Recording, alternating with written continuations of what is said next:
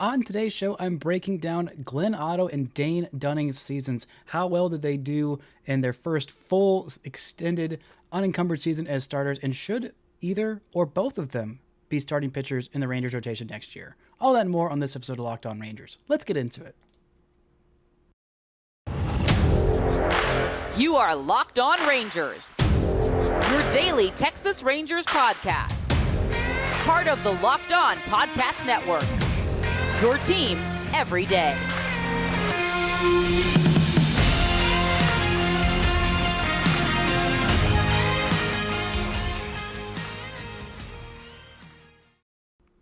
You are locked onto the Texas Rangers. I'm Bryce Patrick, a cripplingly addicted Texas Rangers fan since 2010, the founder and host for all 4 seasons of this Locked On Rangers podcast. Today is Wednesday, October 26th. Thank you all so much for making Locked On Rangers your first listen every single day. If you're not already, you can follow me on Twitter at Bryce Patrick. You can follow the show at Locked On Rangers and subscribe on YouTube, where the best way you can help grow the show is to comment any single thing below. So in today's show, we are continuing our series of breaking down positional reviews. Today we're doing the middle of the Rangers starting rotation, aka Dane Dunning and Glenn Otto, the number 3 and number 4 for this Texas Rangers squad all year. Now, if you go by innings, they are the number 2 and 3 because Jon Gray got injured and missed more time than both of these players. But for a playoff state, if by some miracle this Rangers team in 2022 made a playoff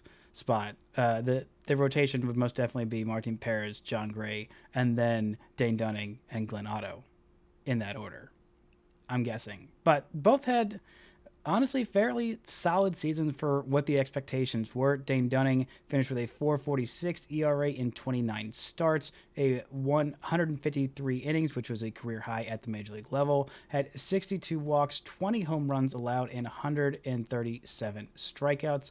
For Glenn Otto, he made 27 starts with a 4.64 ERA, 135 and 2/3 innings, 107 strikeouts, 62 walks, and 21 home runs allowed. Now, this is not exactly what the Rangers thought would be the middle of the rotation. Well, I guess Dane Dunning was probably expected to be the number 3 and was for the rest of the season. But I think that was the point, the flaw in the Rangers' plan heading into the season. If ownership expected this team to compete for the playoffs, the lineup maybe was that of a contender. Maybe it could have made it through. Bullpen, you could have squinted your eyes and said, with the pieces that are coming back, I could see how if some things broke their way, then maybe. But the starting rotation, it was like, okay, Martin Perez and Jon Gray are the only ones that have thrown more than 150 innings in a major league season this year. And, well, Martin Perez was one of 2 Rangers that did that this year. Dane Dunning cleared that 150 inning mark, did miss a little bit of time at the All-Star break with a little bit of an injury, some good timing, if there is good timing for an injury, so that part of his rehab was done when there were no games, so he wasn't missing as many games as he could have. But this is about what's expected from Dane Dunning. Nothing too spectacular. A big sinker slider guy, get a lot of weak contact, not a whole lot of strikeouts, but found a new edge to his slider with that sweeper, the different kind of slider that moves more horizontally as opposed to more vertically. And I think it paid off pretty well for him this year. The overall numbers aren't quite as great as last year. He was a little more limited because he was still working his way back from Tommy John surgery. Wasn't completely, fully 100% himself last year. He had a slightly lower ERA this year, but more innings and a little bit fewer strikeouts and a little bit more walks and home runs. So that is kind of the basic deal with Dane Dunning. After this year, I wasn't quite sure after last year because, the reins were still on the training wheels, so to speak. He wasn't fully allowed to just go out and shove at the highest possible level and just with absolutely no restraints. But he showed some moments last year. This year kind of solidified, all right, this is what you want from a number 5 in your rotation. Pretty much every time out, they're going to give you about 5 innings. They're not going to be too many blow-up starts, but there are going to be some because that's what's expected. And every once in a while, he'll go out there and give you an absolute gem. Not every other start, not every third, maybe every 6th or 7th start, so to speak. But he had a couple of those gems this year where he went 7 innings or so. One of my favorite personal favorite games from him was the 7 2/3 innings of 1-run ball that he pitched against Atlanta on April 30th. He was fantastic then, didn't walk a single batter, had 7 strikeouts, just 4 hits, and 1 run that was earned through 98 pitches in that start. Was absolutely fantastic. Had another start where he went 7 innings and just allowed 2 runs to Seattle. I believe both those came off of the home run and had 7 strikeouts in that game, which I believe both of those. He did have one start with 8 strikeouts. His final start of the season, which was against the Angels, went 5 innings, allowed just 2 runs and 8 strikeouts. Was very, very strikeout happy then. A little more strikeouts than I thought he would have this year.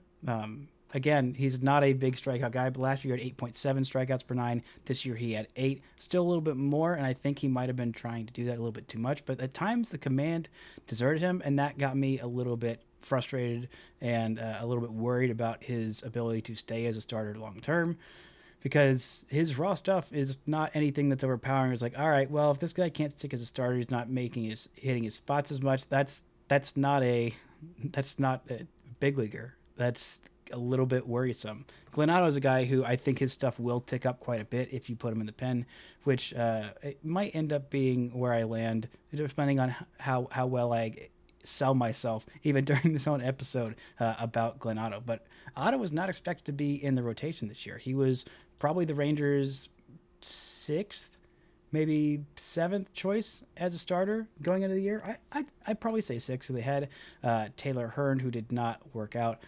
They also had another guy, old Spencer Howard, who did not work out in the rotation. And I thought one of those guys was surely going to stick in the rotation, at least as like a number 4 starter. Nope. Neither of them really stuck as a starter. I think the experiment with Taylor Hearn is pretty much over as a starter, but I think they're still going to commit to Spencer Howard for some reason as a starter, even though his numbers were objectively far worse than Taylor Hearn's. But, you live, laugh, love, and you learn. But Glenn Otto stepped up in a big situation, was able to be very, very helpful for the Rangers. Giving them those 135 2/3 innings this year was absolutely massive. Granted, it wasn't the most dominating performance from him all season, but it was capable, and it kept the Rangers from having to go for somebody like a Dallas Keuchel until they did. It kept them from having to, get incredibly desperate. Thankfully, he was mostly fairly healthy. He did have I believe, at least one IL trip this season, but for the most part, he could be counted on for maybe 5 innings. And for the Rangers this year, they really, really needed that. That had a whole lot of value. Coming up, we're going to get into some of the poor things that these guys did this season, some areas where they could improve, and a little bit of a look ahead of what to expect from them next year. But first, this episode is brought to you by SimpliSafe. As everybody knows, athletes rise and fall in the ranks, but when it comes to saving money, SimpliSafe always stays on top. And right now, you can save big with SimpliSafe Home Security. They're giving listeners 40% off their advanced security system. SimpliSafe is just named the best home security of 2022 by U.S. News. I love it. You'll love it too, because SimpliSafe, your security is the only thing that matters. With 24/7 professional monitoring, when a threat is detected, SimpliSafe monitoring professionals will promptly contact you and dispatch first responder to your home, even if you're away or unable to respond. With 24/7 professional monitoring, it costs under $1 a day. That's less than half the cost of ADT's professional installation plans. Our monitoring experts use proprietary technology to visually confirm a break-in is real, so you can quickly get highest priority dispatch from police. Don't miss this chance to save big, to protect your home with the best. Get 40% off your order when you visit simplisafe.com/lockedonmlb. Customize the perfect system for your home in just a few minutes. That's simplisafe.com/lockedonmlb. Go today, because there's no safe like SimpliSafe. Now, one thing that wasn't really safe when these pitchers were pitching was the lead. This was especially for Dane Dunning on the road. He still does not have a winning decision on the road in his major league career. I think at least with Texas in his 2 seasons there, he might have had one in his short stint in the big leagues with Chicago in 2020. But with the Rangers, he was just absolutely really, really poor on the road. It was kind of insane, honestly. It was just one of those things that was never just like one thing. It's like, all right, on the road he give up a bunch of like home runs or whatever. Like, no, it was just one of those freaking things. On the road, he had a 5.62 ERA in 13 starts, 65 and 2/3 innings, 29 walks to 58 strikeouts, and 8 home runs, and was 0-6 at home. If you care about these win and loss splits, which I think are kind of overrated, but he went 4-2 at home with a 3.59 ERA in 16 starts, 87 and 2/3 innings, 86 strikeouts. That was 8.8 strikeouts per nine at home versus 7 on the road. Fewer walks per nine at home versus on the road. I think the home runs are right about even, but still, just kind of weird, wild, and wacky stuff. From the first half to the second half, his numbers were fairly similar. Didn't pitch quite as many innings, but again, that was because his injury happened right as the first half was ending. 11 starts in the second half, and it was just all his numbers were just incredibly similar. Strikeouts per nine, walks, ERA, pretty much everything was fairly similar. So that was nice to see and comforting to know that it wasn't just like, all right, at the end of the season he completely fell off. I mean, granted, his last 4 starts, the last month, that was a lot worse, and the month of August was where everything was going pretty well for him. He averaged over 5 innings per start in that month of August with a 3.62 ERA, which was his lowest for any month of the season. He had 3 different months with an ERA below 4. That was in June. He had a 3.74 ERA then. He had a 3.81 ERA in April and March, and an ERA of 6.5 in the month of September and October. It also wasn't great in the month of July, but I'm really giving that to the fact that he was still coming back from injury and figuring out, getting fully rehabilitated in that, because I don't think he was allowed to, rehab for as long as he probably should have, because the Rangers, again, were so thin because of the failures in the number 4 and 5 spots in the rotation that forced Glenn Otto into this rotation. But Otto, I really give a lot of credit to. I was fairly harsh about him last year. He showed his moments. His slider is absolutely incredible. Everything else, kind of meh. He had a lot more velocity on his fastball in the minors before he started going a little bit deeper into games. He took some velo off of it to go deeper. And this year, last year, I felt like every start was like 3, maybe 4 innings for him. This year, he had a few more go 6 innings. He never went more than 6 innings. His final 2 starts of the season, he went 6 innings exactly against the Yankees and against the Angels. He also went 6 against Miami at Miami, which was a big win for the Rangers, just getting 6 innings out of him in that doubleheader, because that was when the rotation was most definitely at its most dire point in the season. But 5 or more than 5 innings in, let's see, 1, 2, 3, 4, 5.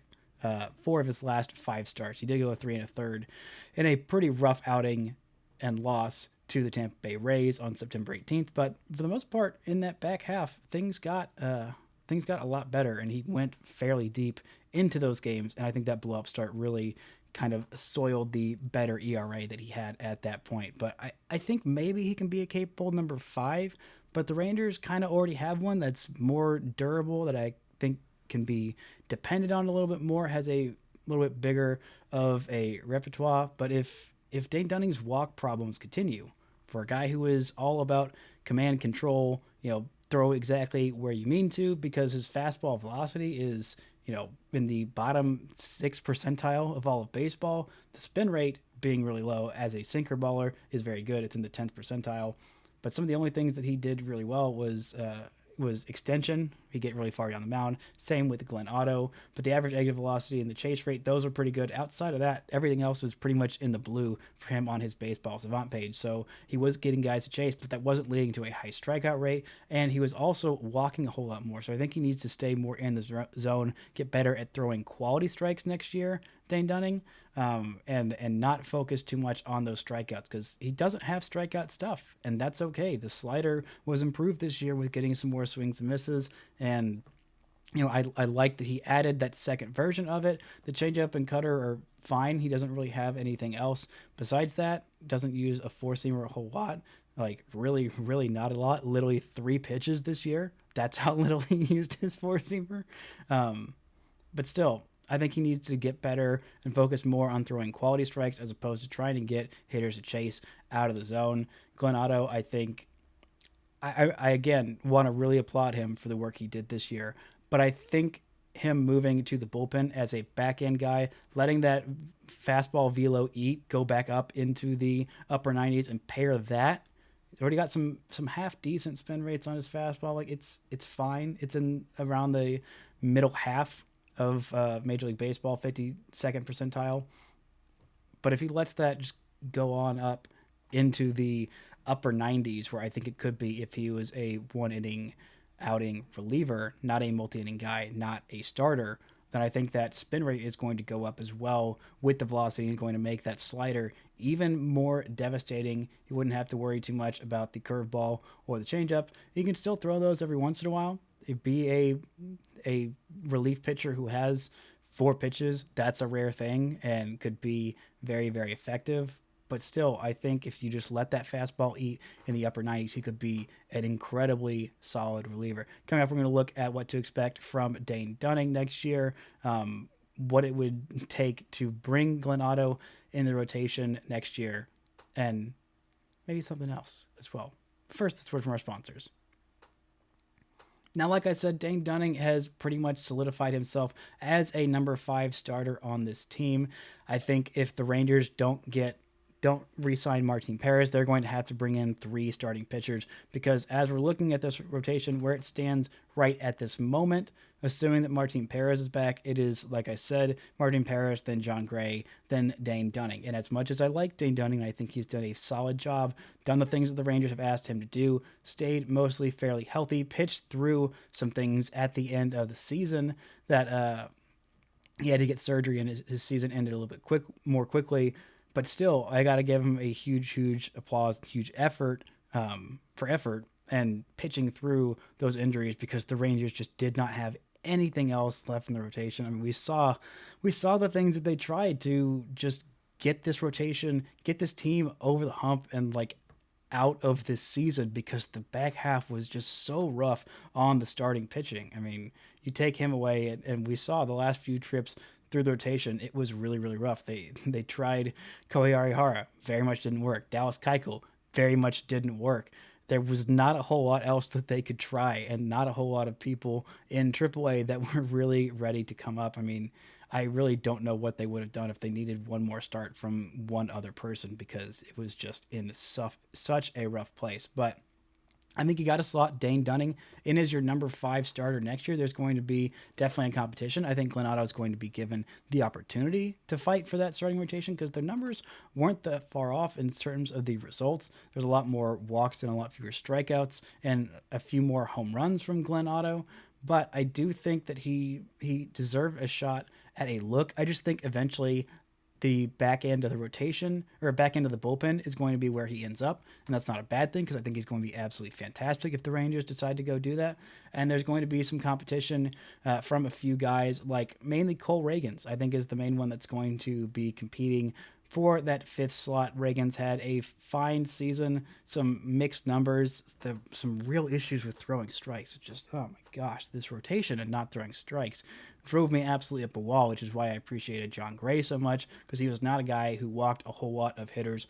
Fewer than 3 walks per 9, the only starter in this Rangers rotation with fewer than 3 walks per 9, but just went at hitters. And I think Dane Dunning could do a whole lot better if he was focusing on going at hitters and not trying to be something he's not. Knowing who you are as a big leaguer is a very, very valuable thing. Martin Perez was not a guy who chased strikeouts. He could be a right-handed version of Martin Perez. Like, ideally, that's kind of what he is. He doesn't have nearly as good a changeup, but in terms of just the approach of like, I've got half decent stuff, I'm going to just go and attack these hitters and let them get themselves out. That was pretty much the difference for Martin Perez, and just trusting his stuff. I mean, Dane Dunning wasn't, projected to be as highly rated a prospect as Martin Perez was coming up, but still, like, the idea works, just going at these guys. If you get beat by the long ball occasionally, you get beat. 1.2 homers per 9 is not that bad, especially for a guy who's going to be your number 5 starter.